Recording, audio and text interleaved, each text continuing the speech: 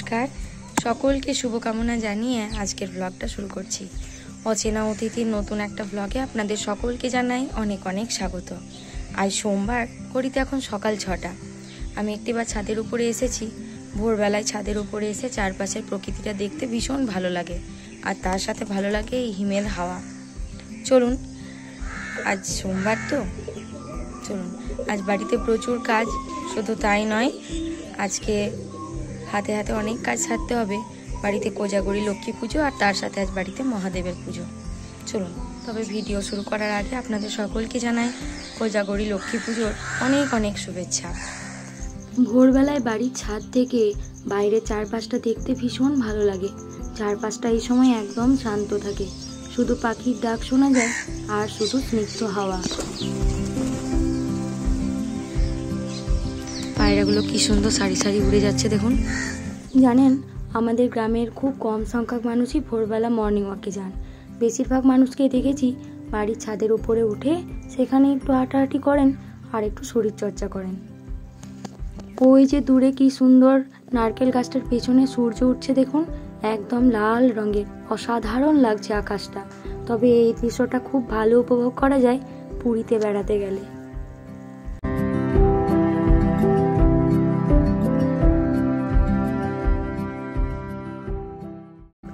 চলুন, হাতে হাতে কাজ সারতে প্রায় 8:30 বেজে যায়। তারপর স্নান সেরে ভালো পরিষ্কার পরিচ্ছন্ন পোশাক পরে এখন সমস্ত ফুলগুলোকে জল দিয়ে ছেঁকে নিচ্ছি। একটু ধুয়ে রেখে দেবো।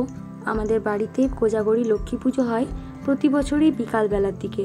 আমি আস্তে আস্তে সব ফুলগুলোকে একসাথে ধুয়ে তারপর ওই ঝাঁপিটার মধ্যে রেখে দিলাম। তবে কোজাগরি লক্ষ্মী পুজোর জন্য তো পদ্ম ফুল চাই, আর তার সাথে যেটি চাই সেটি হলো তিল ফুল। তবে তিল ফুল এখনও আনা হয়নি, সেটা আনা হবে আমার এক জেঠিমার বাড়ি থেকে। আস্তে আস্তে আমি তুলসী পত্র আর বেলপাতা সবগুলোই ধুয়ে নিলাম।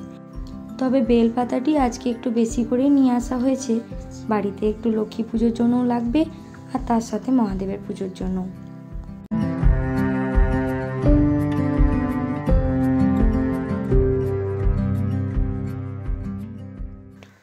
তারপর 9:30টার দিকে আমি মন্দিরে যাওয়ার জন্য প্রস্তুতি শুরু করলাম। একটুখানি চন্দন বাটলাম আর তারপর একটা বাটির মধ্যে প্রয়োজনীয় সমস্ত উপকরণগুলো সুন্দরভাবে সাজিয়ে নিলাম একটু ঘি, মধু, গঙ্গার জল, 2টো কলা আর কয়েকটা ধূপকাঠি, এবং একটা পলিথিনের প্যাকেটের মধ্যে নিলাম ফুল, বেলপাতা আর ওই যে সিঁদুর কৌটোটা নিয়েছি, কারণ আমাদের শিব মন্দিরটার পাশে একটা হনুমান মন্দির আছে, সেখানেও পুজো দিয়ে আসা হয়। তারপর চললাম। তবে গিয়ে দেখি আজ একটু ভিড় ছিল, কয়েকজন আগে থেকেই দিচ্ছিলেন পুজো। তারপর ওনাদের পুজো করা হয়ে গেলে আমি পুজো দিয়ে বাড়ি ফিরে আসি। প্রায় 1:30টা নাগাদ বাড়িতে মা আলপনা দিতে শুরু করে।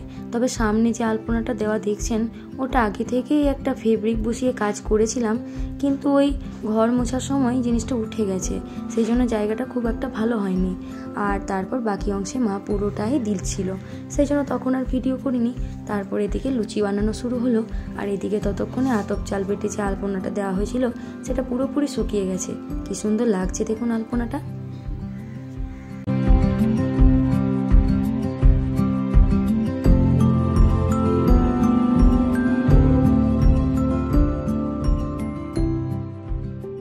তারপর ওই দিকটায় লুচি আর পায়েস করা হয়ে গেলে আমি এদিকে ফলগুলো কাটতে বসলাম।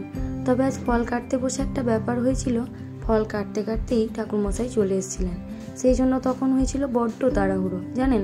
তবে আজকে ফল যেগুলো কাটছিলাম তার মধ্যে ছিল নারকেল, পেয়ারা, শসা, আপেল, খেজুর মোরব্বা আর একটুখানি চেরি ফল, আর ছিল কয়েক রকমের মিষ্টি।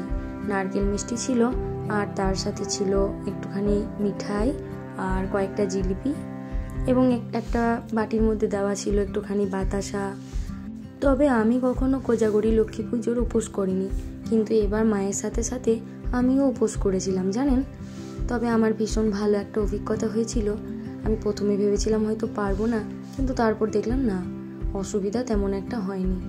তবে এই পুজোর দিনগুলোতে খুব সুন্দর মাহাত্ম্য থাকে জানেন। আপনার সেদিন না জল তেষ্টা পাবে, আর না তো আপনার খিদে পাবে। চলুন, এদিকটায় তো ফল কাটা হয়ে গেছে। ওই যে বললাম ততক্ষণে আপনাদেরকে আর দেখাতে পারিনি, পুরোহিত চলে এসেছিলেন, সেই জন্য উনি এসে পুজো শুরু করলেন। তবে পুজো শুরু করতে করতেই আজ এখানে বিদ্যুৎ চলে যায়, সেই জন্য তখন একটু অন্ধকার ছিল। তবে সেই সময়টায় আবার আরতি চলছিল মায়ের। তারপর আরতি করা হয়ে গেলে মায়ের পুজো হতে থাকে। তবে কোজাগরী লক্ষ্মী পুজো সম্পর্কে আমি যেটুকু জানি, কোজাগরী লক্ষ্মী পুজোয় মা পরিষ্কার পরিচ্ছন্নতা নির্ভর করেন, আর যে প্রদীপটা জ্বালানো হয় সেটা কিন্তু রাত্রি জাগাতে হয়।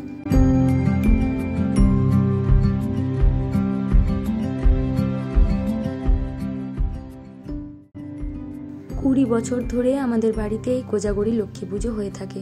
চলুন, এদিকটায় পুজো হয়ে গেছে আর সবাই এখন এসেও গেছে প্রসাদ নেওয়ার জন্য, তাই আমি এখন সবাইকে প্রসাদ দিতে ব্যস্ত থাকবো। আজকের ভিডিওটাও এখানেই শেষ করলাম।